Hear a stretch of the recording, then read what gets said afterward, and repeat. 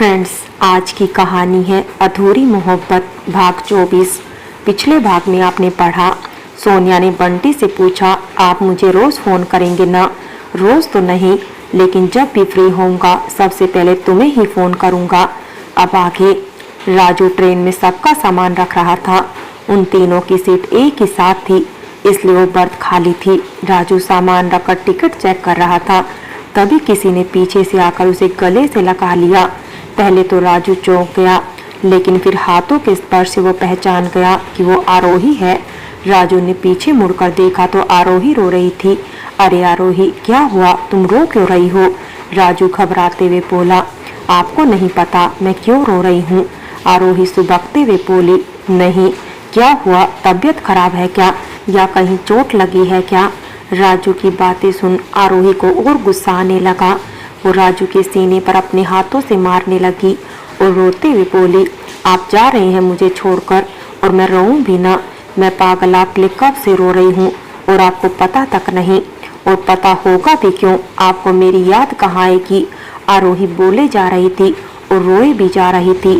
राजू चुपचाप आरोही से मार खाता रहा, लेकिन जब आरोही नहीं रुकी तब राजू ने इसके दोनों हाथों को पकड़कर चूम लिया।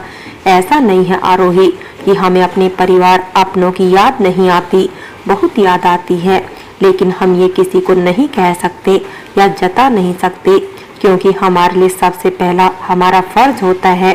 और जहाँ तक बात तुम्हें याद करने की है तो वो तो तब करूँगा ना जब तुम मुझसे दूर हो जाओगी। तुम तो हमेशा अपने सीने की तरफ इशारा करते हुए यहाँ मेरे दिल में हो। I love you Raju sir, मैं आपको बहुत मिस करूँगी। कहते हुए आरोही राजू के गले लग गई। लव यू टू मेरी जान, राजू ने उसका सर चूमते हुए कहा। तभी ट्रेन की सीटी बची। सुनील और बंटी भी तब तक आ गए थे। आरोही ट्रेन से नीचे उतर गई। सुनील, बंटी और राजू ने तीनों को बाय किया। तब तक ट्रेन भी चल पड़ी। अलका, सोनिया और आरोही तब तक उसकी तरफ देखती रही जब तक ट्रेन उनकी आंखों से ओझल नहीं हो गई। सुनील, राजू और बंटी भी चल पड़े अपने सफर की ओर, जहां उनका फर्ज उनका इंतजार कर रहा था। कितना मुश्किल होता है ना अपने परिवार से, अपनों से, जिससे हम प्यार करते हैं, उनसे दूर होना। लेकिन ये आर्मी वाले हैं जनाब, अपने देश के लिए किसी भी हद तक जा सकते हैं। दूसरी तरफ अंजलि जी, जो सुनील के रहते खुद को मजबूत दिखा रही थी, वो उसके जाते ही बिखर गई। यूं तो बहुत मजबूत थी। अपने पति की मौत के बाद वो खुद चाहती थी कि सुनील आर्मी में जाए, लेकिन कोई माँ कितनी भी मजबूत हो, जब वो अपने बेटे को मौत के करीब देखती है तो टूट जाती है। सुनील को उनकी आंखों के सामने गोली लगना उन्हें अंदर तक डरा गया। दूसरा, उन्हें अलका से इनसिक्योरिटी हो गई थी। वैसे भी तो अलका को पसंद नहीं करती थी। दूसरा, अलका और सुनील को साथ देख उन्हें लगता था कि अलका सुनील को उनसे छीन न ले। यही वजह थी कि उन्हें सुनील का दूर होना बहुत खल रहा था।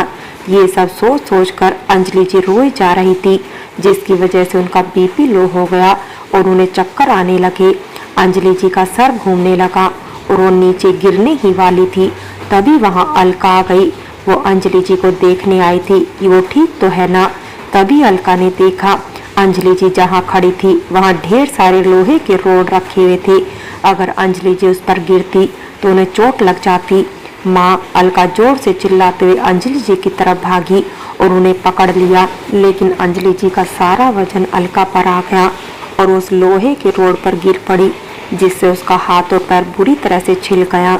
अलका ने बिना अपनी चोटों की परवाह किए अंजलि जी को, जो कि लगभग बेहोश ही होने वाली थी, उन्हें किसी तरह से उठाया और उनके कमरे में ले जाकर लेटा दिया। अलका ने तुरंत अंजलि जी के चेहरे पर पानी का छींटा मारा। माँ, आंखें खोलिए, आप ठीक तो है ना? अलका घबराते हुए बोली। अंजलि जी ने आंखें खोली, लेकिन वो कुछ बोल नहीं पा रही थी।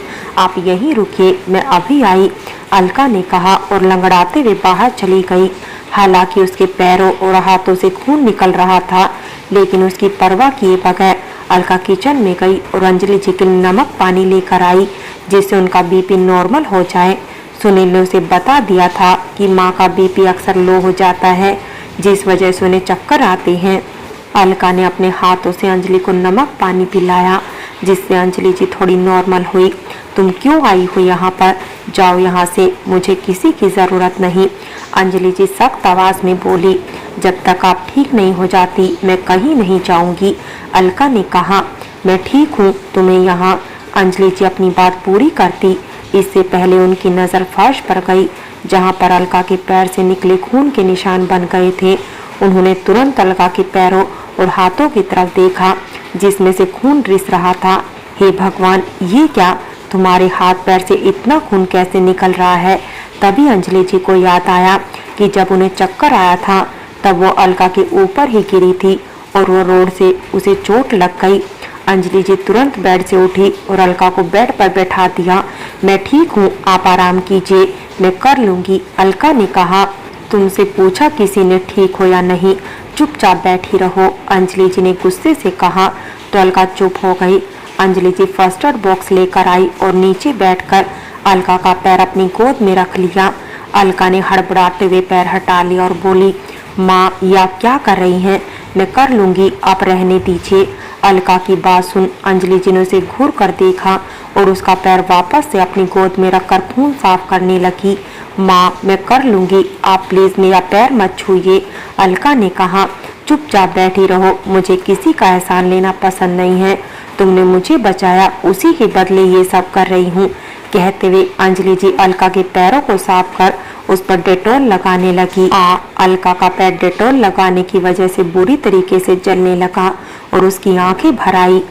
ये देख अंजलि जी उसके पैरों पर फूंक मारने लगी और आराम से डेटॉल लगाने लगी।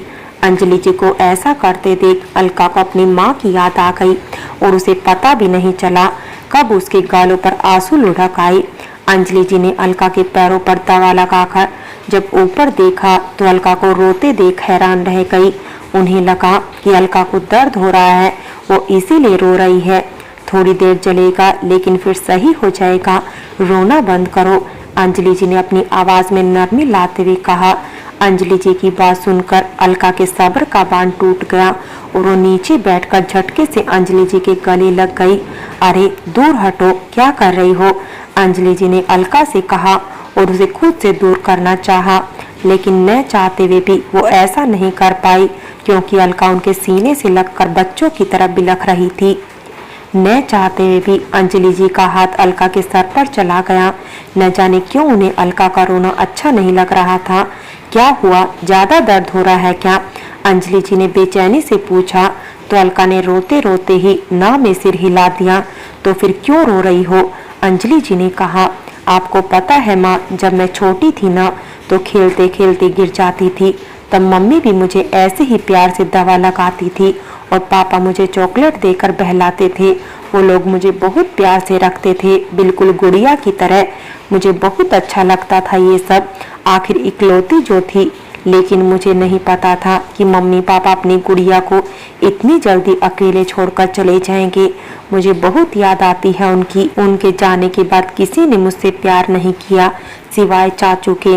चाची प्यार करना तो दूर, अगर मैं उन्हें गलती से छू भी देती तो मुझे बहुत मारती। मुझे बहुत याद आती है माँ अपने मम्मी पापा की। कान्हा जी ने इतनी जल्दी क्यों छीन लिया उन्हें मुझसे? सिर्फ 10 साल की उम्र में कान्हा जी ने मुझे अनाथ बना दिया।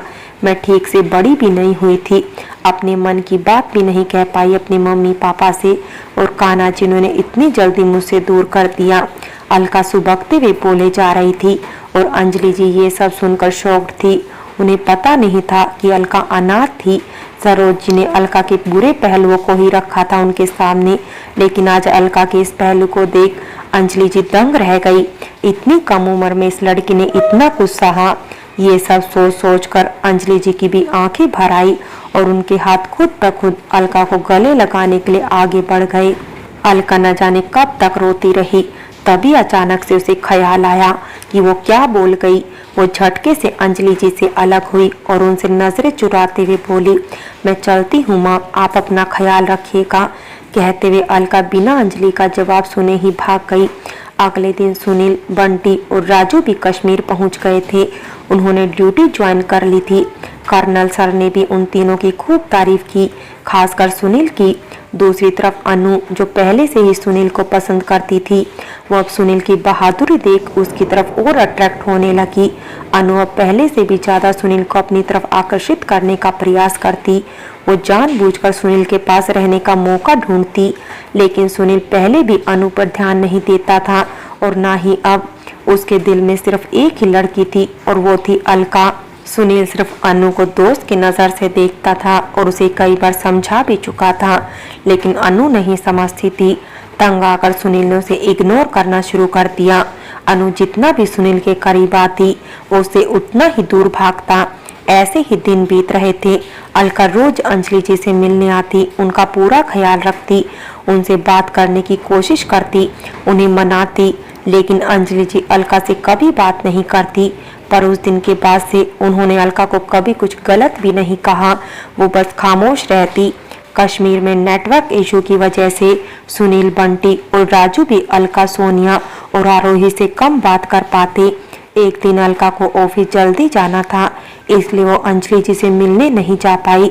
अंजलि जी ने जब देखा कि अलका नहीं आई तो वो परेशान हो उठी, क्योंकि वो भले मुंह से कुछ नहीं कहती, लेकिन उन्हें इतने दिनों में अलका की आदत हो गई थी। इसलिए अंजलि जी आज जानबूझकर अलका के घर के बगल वाले मंदिर में गई, ताकि वो अलका के बारे में कुछ पता कर सके। दर्शन करके जब अंजलि जी मंदिर से वापस आ रही थी, तभी उन्होंने देखा एक छोटा सा लड़का चुपचाप उदास सा बैठा हुआ था। न जाने अंजलि जी क्या सोचकर उसके पास चली गई। वो बच्चा उदास सा मंदिर की सीढ़ियों पर बैठा हुआ था। अंजलि जी उसके पास बैठ गई और उसके सर पर हाथ फेरते हुए बोली, क्या हुआ बेटा, इतने उदास क्यों हो? वो लड़का, जिसके गालों पे आंसू लुढ़क आए थे, उसने झट से अपने आंसू पोंछ लिए और अंजलि जी को देख हड़बड़ा गया। वो लड़का और कोई नहीं, सचिन था। दरअसल अलका तो ऑफिस चली जाती और सोनिया भी कॉलेज चली जाती। अलका के जाने के बाद सरोज जी सचिन के साथ बहुत बुरा व्यवहार करती, उसे किसी न किसी बहाने से स्कूल भी नहीं जाने देती। आज भी वही हुआ था। पहले तो सरोज जी ने जानबूझकर सचिन का स्कूल बैग छिपा दिया, जिसे वो स्कूल न जा पाए, और फिर सचिन को जब भूख लगी और उसने सरोज जी से खाना मांगा तो सरोज जी ने उसे थप्पड़ मारकर वहां से भगा दिया। अलका जब भी उदास होती वो यही मंदिर में आकर बैठती। उसी की आदत सचिन को भी लगी थी। अलका को देख वो भी अक्सर मंदिर में आकर बैठता। यूं तो वो सिर्फ 12 साल का बच्चा था, लेकिन वक्त की मार ने उसे समय से समझदार बना दिया था। इस उम्र में जब बच्चे अपना समय खेलने में व्यतीत करते, उस समय में सचिन पढ़ाई करता, ताकि वो अच्छे से पढ़ लिख कर अलका की मदद कर सके। अरे घबराओ मत, आराम से बैठो, अंजलि जी ने सचिन को घबराते देख कहा। अंजलि जी के कहने पर सचिन बैठ गया। ये लो प्रसाद खाओ। अंजलि जी ने उसे चुप देख कहा, मैं ये नहीं ले सकता। सचिन उदास सा बोला, क्यों? दीदी कहती है हमें किसी अनजान से कुछ खाने के लिए नहीं लेना चाहिए। सचिन मासूमियत से बोला। अंजलि जी को उसकी मासूमियत देख बहुत प्यार आया। बिल्कुल सही कहती है तुम्हारी दीदी, लेकिन ये कान्हा जी का प्रसाद है और प्रसाद को कभी ना नहीं करते, नहीं तो कान्हा जी नाराज हो जाएंगे। अंजलि जी ने प्यार से कहा तो सचिन ना नहीं कर पाया और उसने अंजलि जी के हाथ से पूरी आरती की थाली ले ली। सचिन को भूख भी बहुत तेज लगी हुई थी, क्योंकि उसने सुबह से कुछ नहीं खाया था। वो थाली में रखे सारे लड्डू खा गया। जब सारे लड्डू खत्म हो गए तो सचिन को एहसास हुआ कि वो सब खा गया। सॉरी आंटी, वो मुझे बहुत भूख लगी थी इसीलिए। अरे कोई बात नहीं, लड्डू खाने के लिए ही तो थे, अंजलि जी ने प्यार से कहा और सचिन का चेहरा जिस पर लड्डू लगा हुआ था उसे अपने आंचल से पोंछ दिया। सचिन को देख उन्हें सुनील का बचपन याद आ गया। उन्हें अपनी केयर करते देख सचिन को बहुत अच्छा लग रहा था। वो अंजलि जी के गले लग गया और बोला, थैंक यू आंटी, आप बहुत अच्छी हो। कहते हुए सचिन ने अंजलि जी के गालों को चूम लिया। अच्छा अब मैं चलती हूँ, फिर आऊंगी तुमसे मिलने के लिए, अंजलि जी ने कहा और सचिन का माथा चूम लिया। सचिन वहीं सीढ़ियों पर ही बैठा रहा और अंजलि जी वहां से चली गई। अंजलि जी मंदिर की सीढ़ियों पर से नीचे आई और सड़क पार करने लगी। तभी सामने से एक ट्रक बहुत तेजी से उसी तरफ आ रहा था। अंजलि जी ने उस ट्रक को नहीं देखा और वह सड़क पार करने लगी। तब तक वो ट्रक उनके नजदीक आ गया और ड्राइवर के ब्रेक लगाते लगाते भी उस ट्रक से अंजलि जी को धक्का लग गया। और वो उछलकर रोड के दूसरी साइड जा गिरी। फ्रेंड्स, बाकी की कहानी अगले भाग में देखें और अगर कहानी अच्छी लगी हो तो लाइक करें, शेयर करें और प्यार भरी कहानी चैनल को सब्सक्राइब करें।